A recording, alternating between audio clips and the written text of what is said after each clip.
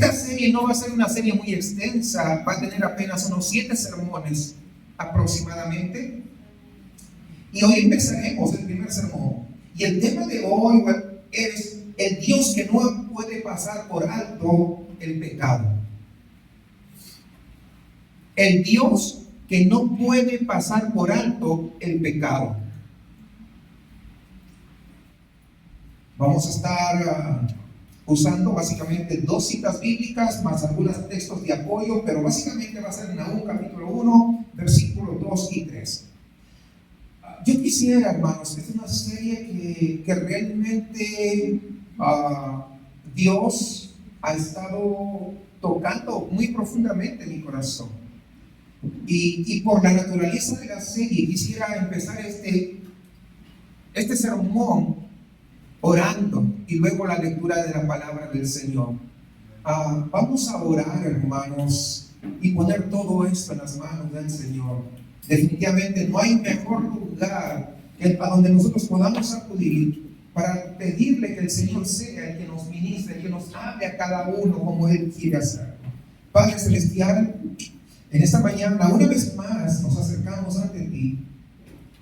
Lo hacemos con corazones humildes, reconociendo que toda verdad viene de ti. Te pedimos, Padre, que por el poder del Espíritu Santo podamos nosotros ser iluminados mientras nos exponemos a tu palabra. Que esta mañana no seamos solamente oidores, sino hacedores de tu verdad. Señor, sabemos que tu palabra es como un bisturí, corta, pero para poder sanarnos. Que hoy nosotros podamos ver tu carácter con claridad, tu santidad, Señor, que nos confronta, pero también tu amor que nos redime. Que ninguno de nosotros, oh Dios, puedas salir así como entró en este día. Guárdanos, Señor, de endurecer nuestros corazones ante tu verdad. Que tu gracia nos abra los ojos para ver nuestra necesidad de ti. Háblanos, Señor, háblanos. Tus siervos escuchan. En el nombre de Jesús. Amén. Ahora sí, abramos nuestras Biblias en el libro del profeta Nahum, capítulo 1, versículos 2 y 3. Este es un libro que rara vez se predica, de hecho. No es muy común escuchar un sermón sobre Nahum, pero contiene verdades poderosas sobre el carácter de Dios. Si usted no encuentra Nahum, le explico. Si está en el Nuevo Testamento, Mateo, atrás va al Antiguo Testamento, está Malaquías, Zacarías, Ageo, Sofonías, Habacuc y Nahum, el 6º libro. Si usted encuentra Jonás, avanza 2 libros hacia adelante. Jonás, Miqueas, Nahum. O sea, le estoy dando las diferentes formas. Y si no, también lo puede leer aquí en la pantalla. Leamos todos juntos. Solamente 2 versículos. Jehová es Dios celoso y vengador. Jehová es vengador y lleno de indignación. Se venga de sus adversarios y guarda enojo para sus enemigos. Jehová es tardo para la ira y grande en poder, y no tendrá por inocente al culpable. Hasta ahí nada más. Y no tendrá por inocente al culpable. No es que grande, chico, yo no sé. No tendrá por inocente al culpable. Pero no quiero que se queden con eso. Permítanme exponer esta mañana. Tomen sus lugares, por favor. Y permítanme comenzar con una pregunta que tal vez pueda incomodarles a ustedes. ¿Por qué, hermanos, cree que en la iglesia la doctrina del infierno se ha perdido? Hace 30 años atrás, por lo menos, ese era uno de los mensajes que por lo menos 1 o 2 veces al año se predicaban. Ahora ya no hay eso. Hace apenas unas generaciones, hermanos, el tema del juicio divino era central en la predicación cristiana. Hoy, lamentablemente, en muchos púlpitos, este tema se ha vuelto un tabú. Mencionas infierno y pues ni el pastor sabe por dónde empezar. Mencionas infierno y la gente se comienza a incomodar. Cambia de tema, peor aún, algunos hasta cambian de iglesia. ¿Qué cosa nos ha pasado, hermanos? Somos cristianos. Venimos de la herencia de los padres de la iglesia, de los primeros. Somos de esa herencia.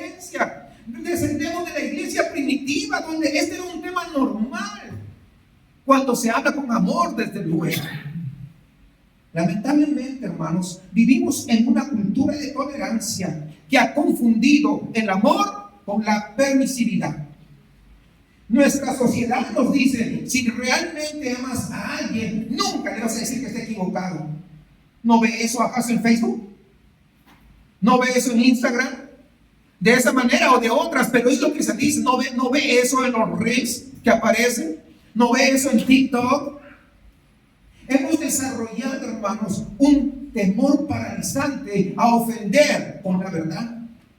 Y lamentablemente ese espíritu ha entrado dentro de la iglesia, dando lugar a una teología light, a una teología descafeinada, de una fe bastante cómoda, que solamente habla de un Dios de amor, pero sin santidad, de un Jesús que acepta, pero que nunca va a confrontar, de un evangelio que consuela, pero nunca transforma los corazones.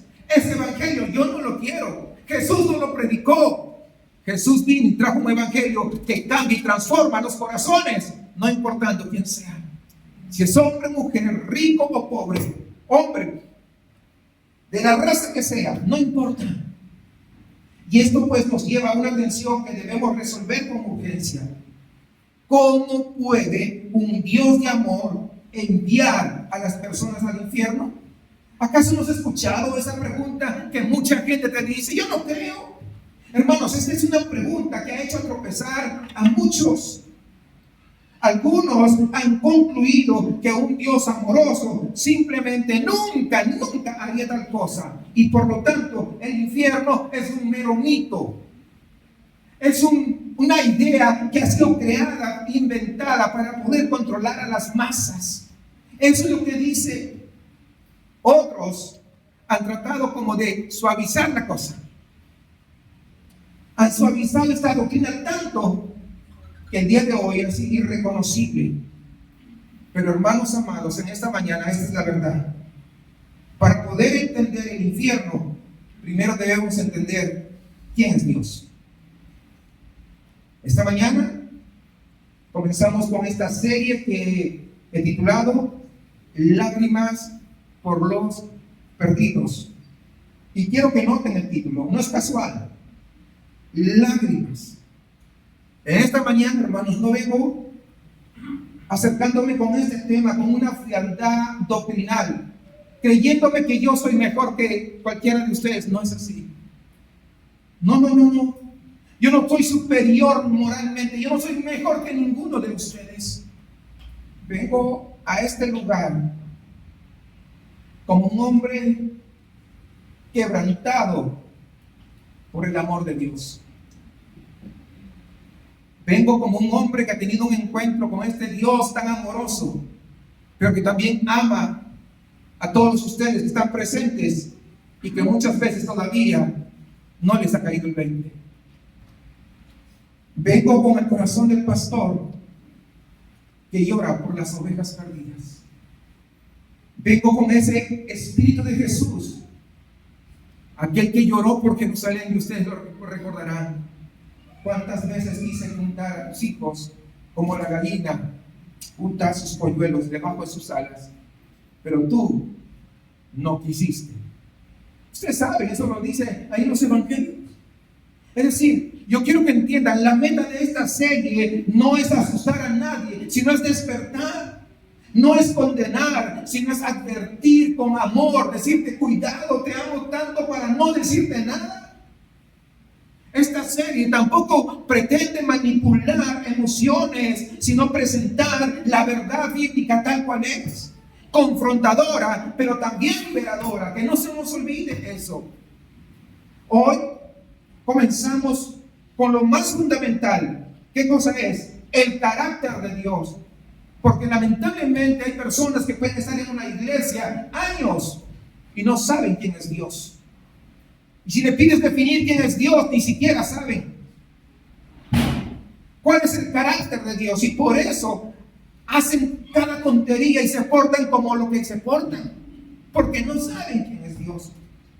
Porque si no entendemos, hermanos, correctamente quién es Dios, ¿saben qué? No vamos a entender nada más. Todo lo demás no lo vamos a entender. Hoy vamos a ver 3 facetas del Dios que no puede pasar por alto el pecado. ¿Cuáles son estas? Vamos a ver sobre la justicia que juzga, su paciencia que llama y su gracia que salva. Esas son las 3 cosas que vamos a estar viendo el día de hoy. Observen las primeras palabras de Nahum. Jehová es Dios celoso y vengador. Ahí está.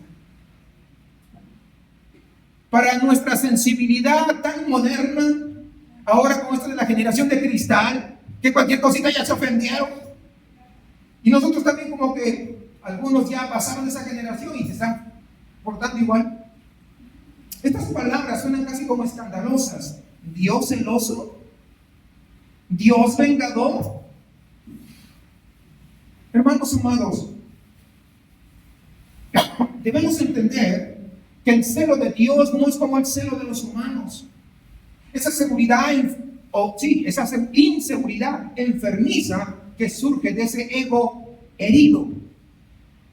No se trata así. Dios no es así. Ese es el problema, que muchas veces equiparamos el celo de Dios con el celo del hombre. El celo de Dios, hermanos, es la defensa apasionada de su santidad. Y además, el celo de Dios tiene que ver con la protección de quienes Dios ama. Permítame una ilustración para que entiendan tantito lo que estoy hablando. Yo quisiera que no se distraigan, que presten atención a esto, hermanos. No importa si tú tienes 20, 40 años, presten atención a esto. Imaginen ustedes a un padre que ve que alguien está abusando de su hijo. Imagínense ustedes eso. Ese padre se levanta con indignación, se levanta con furia para defender a su pequeño niño inocente. Y yo les pregunto, ¿ustedes dirían que ese padre es vengativo? No, por supuesto. Ustedes dirían que ese padre es amoroso. Su ira no contradice su amor. Su ira es justamente la expresión de su amor. ¿Van captando el punto? De la misma manera, hermanos, el celo de Dios es su amor, pero en acción. Dios aborrece el pecado, no porque Dios sea un tirano irritable que viva amargado, de ninguna manera, sino porque el pecado está destruyendo a sus criaturas amadas, las cuales somos todos los que estamos acá. Esa es la razón. Ese es el motivo. El pecado no es simplemente, hermanos, un error de cálculo. El pecado no es una equivocación inocente. El pecado es la rebelión consciente contra un Dios que es santo. El pecado es una traición cósmica. Es como que hay un puño levantado de la criatura en contra de su hacedor, rebelándose. Yo quiero que sepan, un Dios que no se indigna ante semejante rebelión, ¿saben qué? Quiero que entiendan. Un Dios que tal vez pueda ver el abuso, que tal vez pueda ver la corrupción, que tal vez pueda ver el genocidio, que tal vez pueda ver cómo la gente secuestra y los deshace todos los cuerpos, y simplemente ese Dios se encoge de hombros y dice: no, yo creo que no pasa nada, todo va bien. Ese no es un Dios digno de adoración. Ese es un Dios moralmente indiferente. ¿Y para qué nos vamos a rendir a Él? ¿Para qué le vamos a servir a Él si es un Dios injusto? Porque no está haciendo nada. El puritano Thomas Watson dijo lo siguiente, y abro comillas: el amor de Dios sin su santidad sería una llama sin luz. La santidad sin amor sería una luz sin calor. Pero en Dios se encuentran ambas en perfecta armonía. Cierro comillas. Pero noten algo crucial. Ahí en el versículo 3 de Nahum: Jehová es tardo para la ira. Yo quiero que entiendan, que se queden con la imagen completa de lo que estoy desarrollando, porque eso va a dar algo en su vida, en su corazón, estoy seguro hoy. Aquí está la diferencia radical, hermanos, entre el Dios verdadero y los dioses falsos de las naciones paganas. Porque los dioses de Babilonia, de Grecia, de Roma, todos, incluso ahora que hay mucho de la nueva era. Hay mucho hinduismo, musulmanes y todo que se están metiendo. Todos esos dioses son caprichosos, explosivos e impredecibles. Hoy te bendice y mañana te destruyen. Su ira es como de un volcán que entra en erupción sin advertir a nadie. Pero ¿saben qué? Pero el Dios de la Biblia, nuestro Dios, es tardo para la ira y grande misericordia. ¿Saben por qué? Porque su ira no es emocional, su ira es judicial. No es un arrebato, es un veredicto. No es una venganza personal, es la justicia perfecta. En Éxodo capítulo 34, versículos 6 y 7, nos da una de las revelaciones más completas del carácter de Dios. Dice: Jehová, Jehová, fuerte, misericordioso y piadoso, tardo para la ira y grande en misericordia y verdad. Pero luego añade al final: pero de ningún modo tendrá por inocente al malvado. Yo quiero que miren el orden. ¿Cómo está aquí? Primero está enfatizando qué cosa: su misericordia, su paciencia y su bondad. Es lo que pone en el orden en primer lugar. Pero solamente después de mencionar que no dejará sin castigo al culpable. Esto, hermanos, nos dice algo muy profundo sobre el corazón de Dios. Su inclinación natural de Dios es hacia la misericordia, hacia el perdón, hacia la gracia. Pero su justicia exige que el pecado sea tratado. ¿Sí van comprendiendo? Hay un orden natural. Sigamos leyendo Nahum 3. Dice: y no tendrá por inocente al culpable. Hermanos, esta frase es incómoda, pero absolutamente necesaria, por eso que está registrada en la palabra. Déjenme hacerles una pregunta. ¿Qué pensarían ustedes de un juez que al tener frente a un violador confeso, a un asesino serial, a un corrupto que ha robado millones, mientras la gente se moría de hambre, y ese juez simplemente dijera: bueno, todos cometemos errores, así que yo creo que tú eres un ser humano también como cualquier otro que pudo haber cometido, eres libre, no hay problema? Yo pregunto, ¿tú lo llamarías juez amoroso a ese juez? No, lo llamarías un cómplice, lo llamarías un injusto, lo acusarías de traicionar el puesto en el que está ocupando. Es más, exigirías que ese juez sea removido. Hermanos, si Dios no juzgara el mal, sería un cómplice del mal, sería un cómplice del pecado. No sé si va comprendiendo. En Apocalipsis 6:10, las almas de los mártires claman desde debajo del altar. Dicen: ¿hasta cuándo, Señor santo y verdadero, no juzgas y vengas nuestra sangre en los que moran en la tierra? ¿Hasta cuándo? Hermanos, el infierno es la respuesta de Dios al clamor de las víctimas. Muchas víctimas vemos el día de hoy que no se ha hecho justicia. ¿Y qué sucede? Piensa que se van a salir con la suya. No, ya la hicimos, es en serio. Es que ellos no conocen quién es Dios. Aún la peor injusticia, ese día va a ser ejecutada justicia. Hermanos, lo que estamos viendo acá es la declaración divina de que el mal no tendrá la última palabra. Lo que vemos acá es la promesa de que llegará el día cuando toda injusticia será rectificada, cuando toda lágrima verdaderamente será enjugada y cuando toda cuenta será saldada.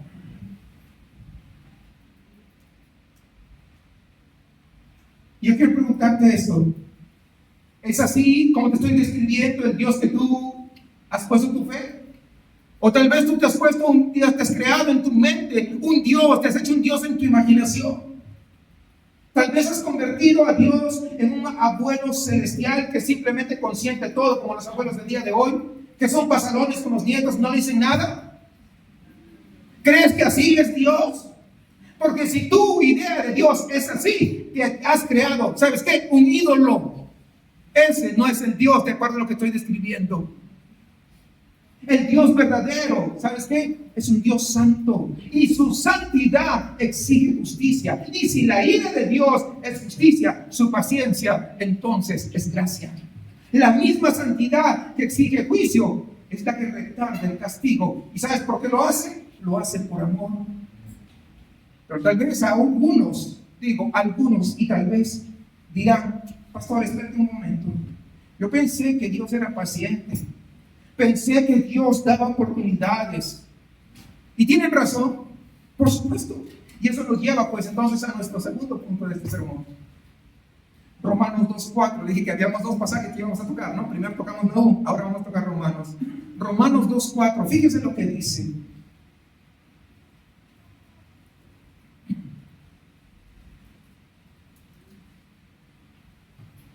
¿O menospreciáis la riqueza de su benignidad, paciencia y longanimidad, ignorando que su benignidad te guía al arrepentimiento? Observen ustedes, hermanos, la pregunta que Pablo hace. ¿Menosprecias su paciencia? En otras palabras, ¿estás tú confundiendo paciencia de Dios con indiferencia? Es decir, ¿tú crees que porque no te ha hecho nada Dios hasta ahora en respuesta a tu pecado, las cosas van bien? ¿Que Dios es indiferente y que no va a pasar nada? Eso es más o menos lo que está planteando el apóstol aquí. ¿Piensas que porque Dios hasta el día de hoy no te ha juzgado inmediatamente, tú piensas que nunca lo hará? Eso es lo que está diciendo. La paciencia de Dios, hermanos, no es indiferencia de Dios, es una oportunidad que te está dando. Es ese espacio para el arrepentimiento. Piensa en Noé. Allí en el libro de Génesis nos narra que Noé fue el predicador de justicia y que predicó durante 120 años. Mientras iba construyendo el arca, iba predicando 120 años de advertencia, 120 años de llamados al arrepentimiento, 120 años de gracia extendida. ¿Y cuántos entraron al arca? Solo 8 personas. Solo 8 personas. El resto siguió con su vida, comiendo, bebiendo, casándose, trabajando. No le importó Dios, no tenían tiempo para Dios. Hasta que vino el diluvio y los llevó a todos. Y los llevó a todos, no fue porque Dios lo quiso, porque 120 años estuvieron advirtiendo, predicando, arrepiéntanse. Es decir, vino esta destrucción, no fue porque Dios no les advirtió, fue porque ellos menospreciaron, ¿qué cosa? La paciencia de Dios. Pablo continúa, su benignidad te guía al arrepentimiento. Ahí en el mismo pasaje. Su benignidad te guía al arrepentimiento. Hermanos, cada día que despertamos es un regalo de la paciencia de Dios. Cada respiración que tomamos es una oportunidad que Dios nos está dando. Cada latido de nuestro corazón es la misericordia de Dios manifestándose. En 2 de Pedro 3:9 lo dice claramente el Señor.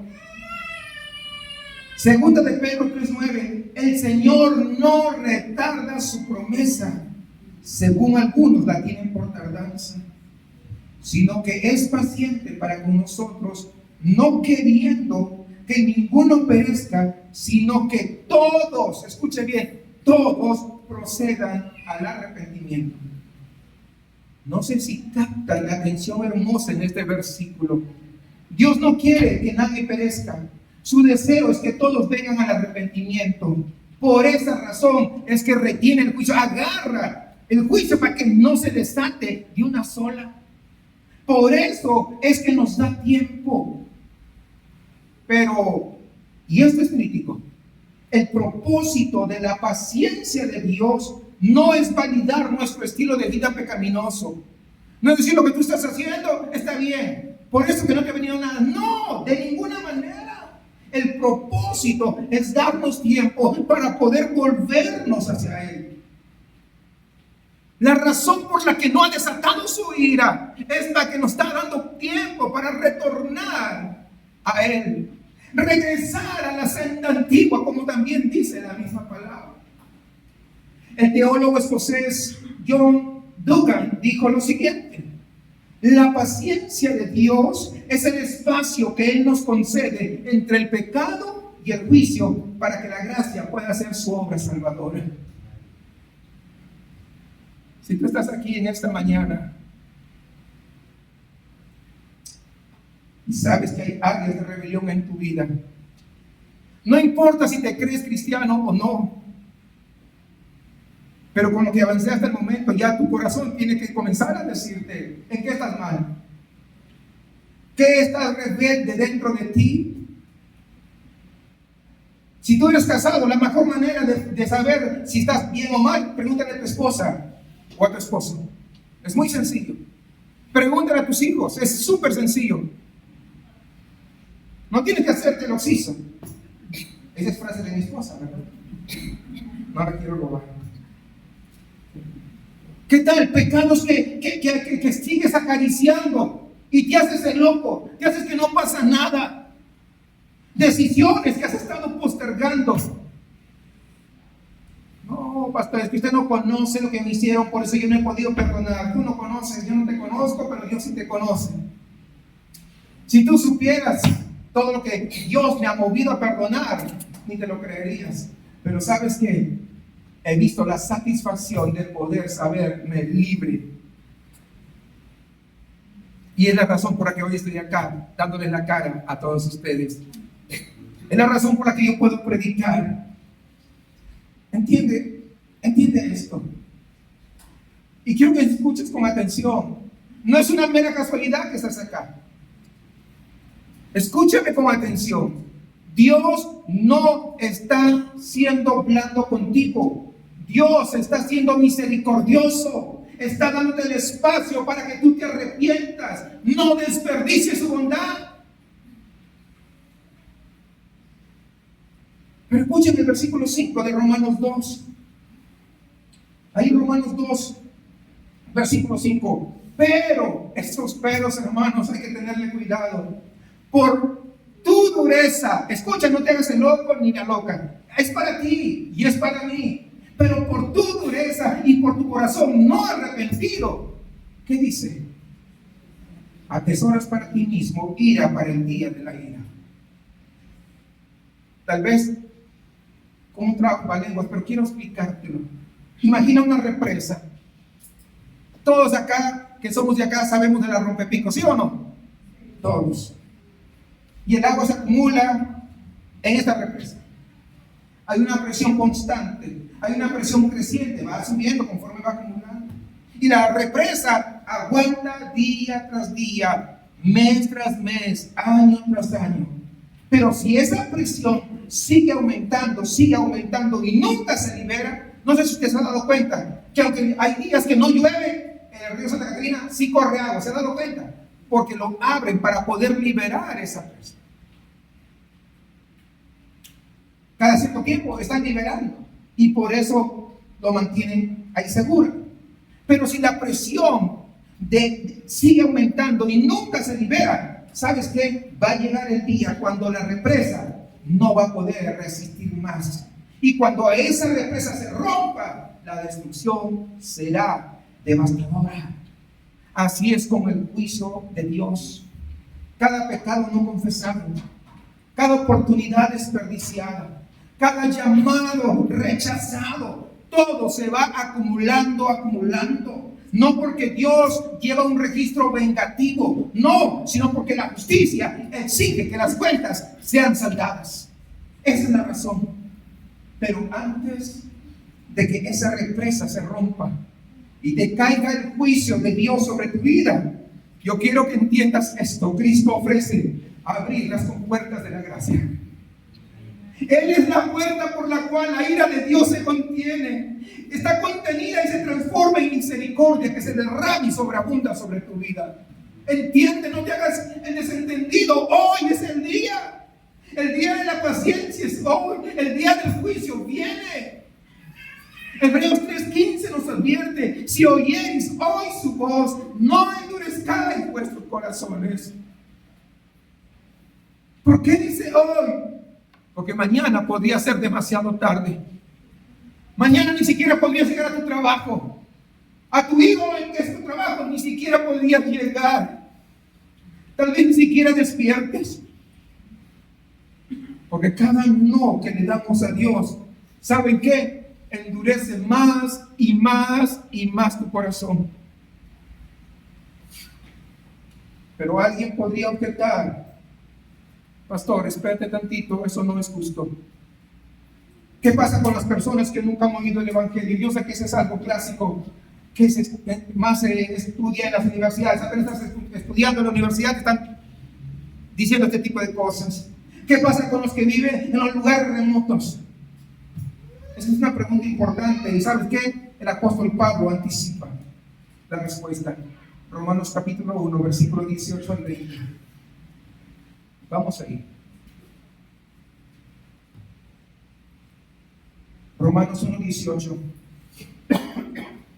Porque la ira de Dios se revela desde el cielo contra toda impiedad e injusticia de los hombres que detienen con injusticia la verdad.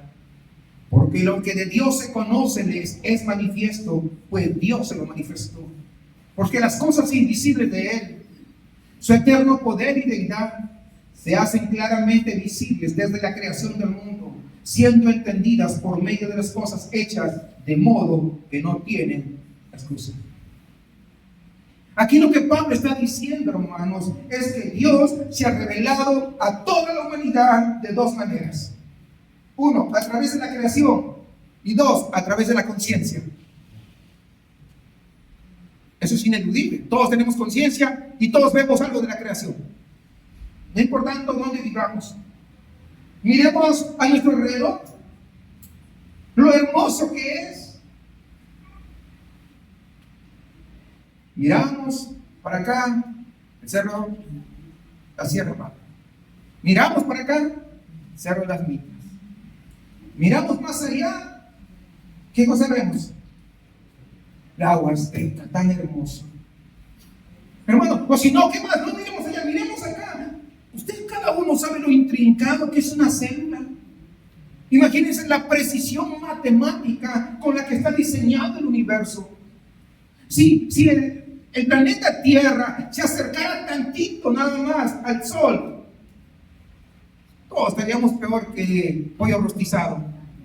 Y si nos alejamos tantito del Sol, peor. ¿Qué dijo? ¿Qué bonáis? Hermanos, miren la complejidad del ADN, la belleza de un atardecer, aquí en la Huasteca, sobre todo los atardeceres, qué hermoso, el ocaso, ¿verdad? El orden de las estaciones, cómo van, ¿no? Todo esto grita, ¿qué cosa? La existencia de un diseñador inteligente. Esto es como encontrar un reloj ahí en medio del desierto. Nadie diría, oye, qué interesante aparato, mira cómo las fuerzas naturales han ensamblado casualmente esto engranaje con una perfección que se mueve y que dan la hora exactamente. Nadie diría eso, porque aquel que dice eso es un loco. Tendría que decir, ¿qué cosa? Un gran relojero armó este reloj. Es igual la naturaleza, un gran diseñador es lo que hizo, lo que existe. El Salmo 19:1 nos dice: los cielos cuentan, ¿qué cosa? La gloria de Dios, y el firmamento anuncia la obra de sus manos. Amén. Pero hay más. ¿Por qué? Porque Romanos 2, 14 y 15 nos dice que incluso las personas que no tienen la ley de Dios escrita, tienen la ley escrita, ¿saben dónde? En sus corazones. Por supuesto. Porque la conciencia les dice que robar está mal, que asesinar a alguien está mal, que la injusticia está mal. Por eso Pablo puede decir, de modo que no tiene excusa. Pero yo trabajo en la construcción, pastor, no exagere. Yo apenas me agarro unos 2, 3 clavitos diarios. Ese es un robo. Ese es un robo. No, pero nadie lo usa. ¿Te lo han regalado? Porque si no te lo han regalado, no es tuyo. Nosotros tratamos de minimizar nuestro pecado. No sé si se han dado cuenta. Siempre tendemos a minimizar nuestro pecado. Estoy en la oficina, pero estoy mirando mis redes sociales. ¿No te pagan para las redes sociales? Estás robando también. Podría yo seguirle muchos ejemplos, pero quiero que entendamos el punto. Si la creación nos muestra que hay un Dios santo, la cruz nos muestra quién es ese Dios.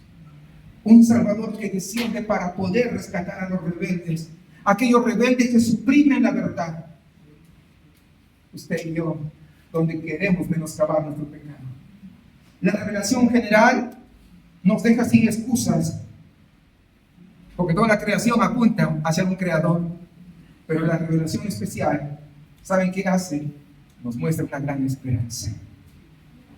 Observemos algo crucial en el versículo 18 de Romanos 1. Detienen con injusticia la verdad.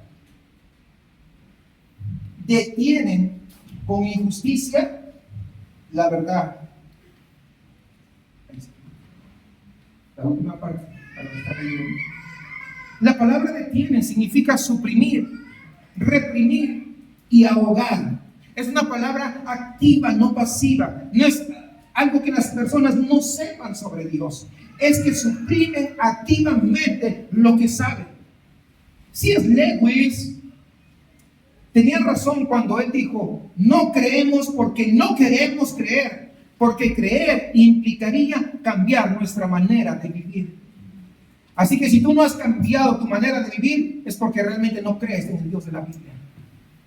Estoy tratando de parafrasear, pero es lo que está diciendo más o menos C.S. Lewis. Hermanos, la incredulidad rara vez es un problema intelectual. Casi siempre tiene que ver con nuestro corazón y con un problema moral. Las personas no rechazan a Dios porque le falta evidencia. La rechazan es porque no quieren las implicaciones de su existencia. ¿Por qué? Porque si Dios existe, entonces, ¿sabes qué? Ya no me mando yo, me manda alguien mucho más grande, mucho más poderoso. Si Dios existe, entonces yo soy responsable de haber ofendido a ese Dios. Si Dios existe, entonces yo no puedo vivir como se me da la regalada gana. Y para muchos, esa es una conclusión inaceptable.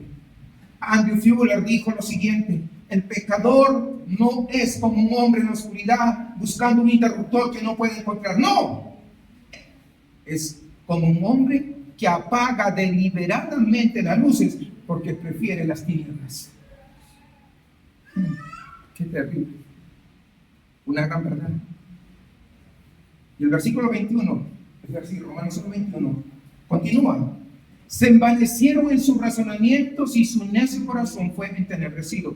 No sé si usted va viendo la progresión. Primero suprimen la verdad. Segundo, su razonamiento vano. Y finalmente, el oscurecimiento de su corazón. Y lo que sigue es devastador. 3 veces, hermanos, 3 veces aquí en Romanos 1 leemos la frase: Dios los entregó. Versículo 24, 26 y 28 de Romanos 1. Dios los entregó. Los entregó a la inmundicia, los entregó a las pasiones degradantes y los entregó a una mente reprobada. 3 cosas. Esa es la manera en que Dios comienza a emitir su juicio. ¿Tú no quieres saber nada conmigo? Ok, te voy a dejar que hagas lo que se te da la gana, pero lo vas a multiplicar incluso eso. ¿Para qué? Para que te pierdas desde ya. O sea, la gente no se da cuenta, pero de eso se trata. Hermanos, el infierno no es un Dios forzando a su presencia a personas que el día de hoy lo están rechazando, no. El infierno es Dios respetando la decisión humana de vivir sin Él eternamente. ¿Tú no quieres vivir nada? ¿No te importo? Entonces te voy a poner bien lejos en la eternidad. Ese es el infierno. No quieres pasar conmigo la eternidad. ¿Quieres pasar lejos de mí? Ahí te va. Voy a obedecerte, dice casi. Te voy a hacer lo que tú siempre quieres. No te importo yo, más te importan otras cosas, más te importan otros ídolos. Cuando hablo ídolos, ya saben que no me refiero meramente a lo que se hace, lo que se esculpía anteriormente, sino estoy hablando de ídolos muchos más profundos que albergamos en nuestro corazón. Ve para allá. Dios respetando a tu decisión. Este es el infierno anticipado. Vivir sin Dios ahora es un anticipo de vivir sin Él para siempre. Y esa es la tragedia más grande del alma humana. C.S. Lewis dijo: las puertas del infierno están cerradas desde dentro. Es una palabra, es una frase clásica de él. Lewis está sugiriendo a través de esta frase que quienes están en el infierno lo están porque ellos eligieron voluntariamente rechazar a Dios, rechazar el amor, la gracia y la presencia de Dios. No es que Dios los obligó a estar allí, sino que ellos mismos se aferran a sus decisiones, a sus actitudes, y han cerrado la puerta por dentro porque no quieren saber nada con Dios. ¿Estás suprimiendo verdades incómodas en tu vida? Hay áreas de tu vida donde sabes lo que Dios dice, pero has decidido ignorarlo porque, y te lo pongo entre comillas, ¿te conviene? Ten cuidado. Cada vez que apagas la luz de la conciencia, escúchame bien, tu corazón se endurece más y más. Y todo esto nos lleva a la pregunta más importante de todas: ¿qué puede hacer una persona cuya vida ha ido apagando la luz de su conciencia y se ha alejado de Dios? ¿Será que hay un camino de regreso o será que ya no hay esperanza? Romanos 3:23 es uno de los versículos más democráticos que hay en la Biblia. Por cuanto todos pecaron, todos, y están destituidos de la gloria de Dios. ¿Tú te sabes destituido de la gloria de Dios? No lo sé. ¿No dice algunos? ¿No dice los muy malos? Dice todos. Hermanos, este es el gran ecualizador que pone todo al mismo nivel. No importa cuán buena persona te consideres, no importa cuántas obras de caridad tú hayas hecho, no importa cuánto te compares favorablemente con otros, todos hemos pecado, y el estándar no es ser mejor que el vecino o que las amigas. Tú te crees mejor que tus amigas, ese no es el estándar. El estándar, ¿sabes cuál es? Es la perfección de Dios. Les voy a poner un ejemplo para que les quede claro. Es como si yo les dijera: todos los que estamos aquí necesitamos saltar hasta la luna, ¿ok? Todos necesitamos saltar y alcanzar con nuestra mano la luna. No importa si tú saltas 50 centímetros y el otro salta 1 metro. ¿Sabes qué? Ninguno de ustedes alcanzó la luna. Ninguno de ustedes alcanzó la luna. Eso es tratar de compararse con mi vecina. Es que yo no soy como mi vecina, yo soy mejor. No te creas. El estándar, la medida es la perfección de Dios. Para ya que dejarnos de estar comparándonos con los amigos, con la familia, los familiares. Es que él sí hace, yo no. No.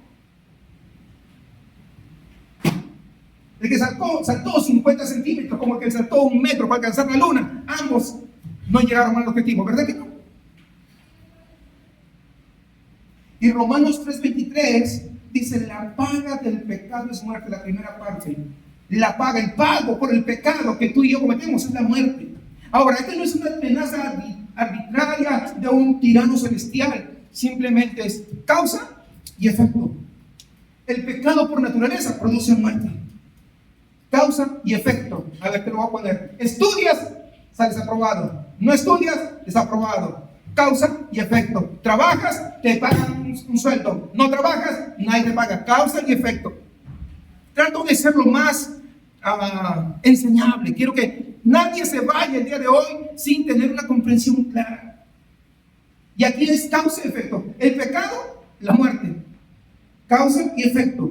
Muerte física, sí, pero lo más importante, ¿saben qué? Muerte espiritual. Separación eterna de la fuente de la vida. ¿Quién es la fuente de la vida? Cristo Jesús. El infierno, hermanos, es el salario justo que todos hemos ganado. No es Dios siendo injusto, es Dios dándonos exactamente lo que merecemos. Si esa verdad no te perturba, ¿sabes qué? Si tú estás distraído por ahí, no has entendido la gravedad de tu pecado. Si tú estás ahí tratando, no has entendido la gravedad de tu pecado. Pero no, el sermón no termina ahí. Permítame, aún necesito avanzar. Porque aquí es donde el Evangelio interrumpe, voy a decir, con una luz deslumbrante en esa oscuridad desesperante. Romanos 6:23, pero ahora en la segunda parte.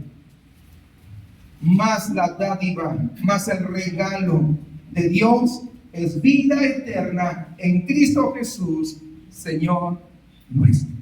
¿Captaron el contraste? La paga versus la dádiva. Lo que ganamos versus lo que Dios te regala. Hermanos, el Evangelio no es que Dios descendió y bajó los estándares. No, el Evangelio no es que Dios cerró, se hizo el loco, un ojo al pecado. No, que Dios me va a hacer el loco que no vi tu pecado. No, el Evangelio es que Dios mismo pagó el precio que nosotros deberíamos pagar. Allí en la cruz, el Hijo de Dios tomó sobre sí mismo la ira que tú y yo merecíamos. Jesús, el único inocente de la historia humana, fue tratado como culpable para que nosotros los culpables pudiéramos ser tratados como inocentes. Solo entendemos, hermanos, la magnitud de la salvación cuando entendemos la magnitud del juicio del cual tú y yo fuimos rescatados. Porque si el infierno no es real, la cruz es un exceso dramático innecesario.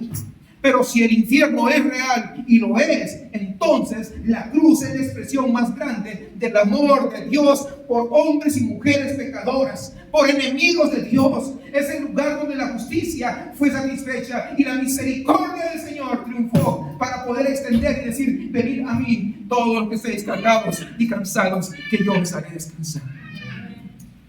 Es ahí que comienza a tener sentido, porque comenzamos a ver la gravedad de nuestro pecado. Porque comenzamos a que nos comienza a caer el 20, ¿dónde estamos?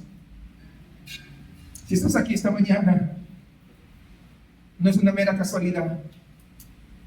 Tú dices: es que vine porque me invitó. No, Dios te trajo acá porque quería que entendieras esto. Si tú nunca has puesto tu confianza en Cristo, o tal vez llevas un tiempo apartado de los caminos del Señor, yo necesito que entiendas algo. No importa lo que tú hagas, no puedes salvarte a ti mismo. Todas tus buenas obras son como trapos de inmundicia delante de un Dios santo. Trapos que no sirven para nada. Así son tus buenas obras. Pero Cristo ya hizo lo que tú no podrías ni puedes hacer. La pregunta es: ¿hoy quieres poner tu confianza en Cristo y arrepentirte? Y que Dios extienda su gracia, también te salve de la condenación. Hoy es el mejor día. Recordamos hace un rato, decía: hoy es el día de salvación. Y para nosotros que ya conocemos a Cristo, ¿cómo no ser dadivosos con nuestra vida? Mira de dónde nos ha salvado, de dónde nos ha sacado. Y muchas veces: no tengo tiempo, no puedo. Mira, necesitamos de tu servicio. Es que otros lo hagan. Entiende de dónde te está librando el Señor. Muchas veces ni siquiera queremos ser dadivosos con nuestros recursos. Hemos sido rescatados de la condenación eterna. Entonces mi pregunta es: ¿entonces vamos a ser capaces de retener nuestro servicio? ¿Vamos a negarle a Dios nuestras finanzas? Y ustedes saben que yo no hablo de finanzas, estoy solamente que nos entendamos el sentido. Muchas veces, hermanos, nuestra generosidad, ¿saben qué? Simplemente deja mucho que desear.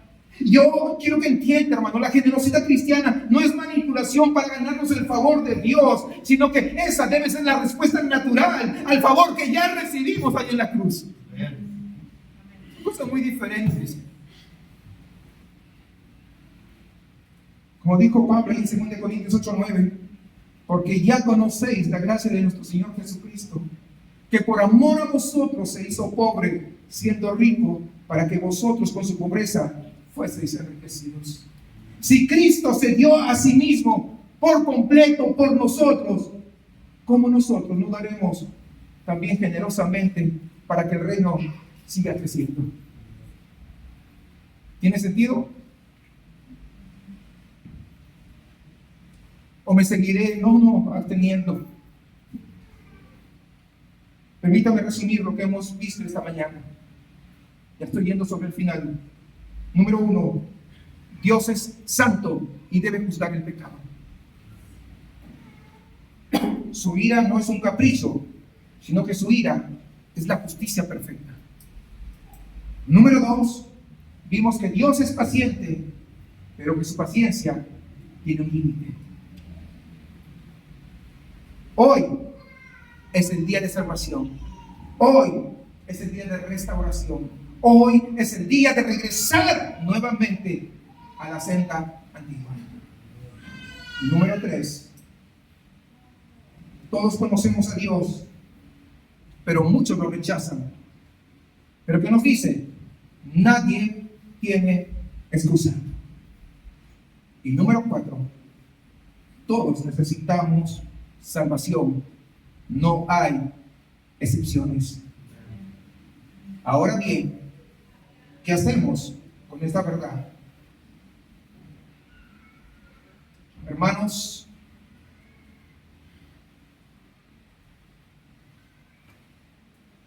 yo te pregunto esto. ¿Vives como si el juicio de Dios fuera real?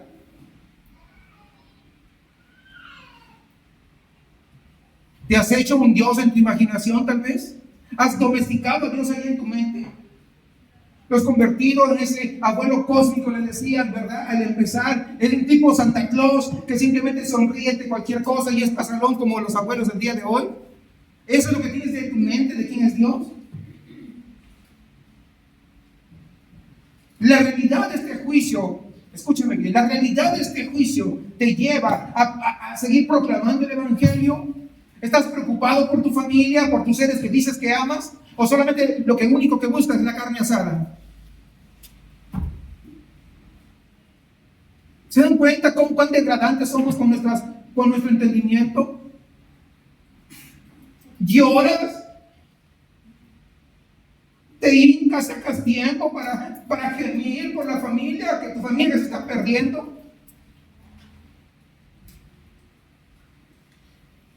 ¿Estás siendo generoso con lo que Dios te ha dado? Tiempo, talentos, dones, finanzas, que esto contribuye para la extensión de su reino.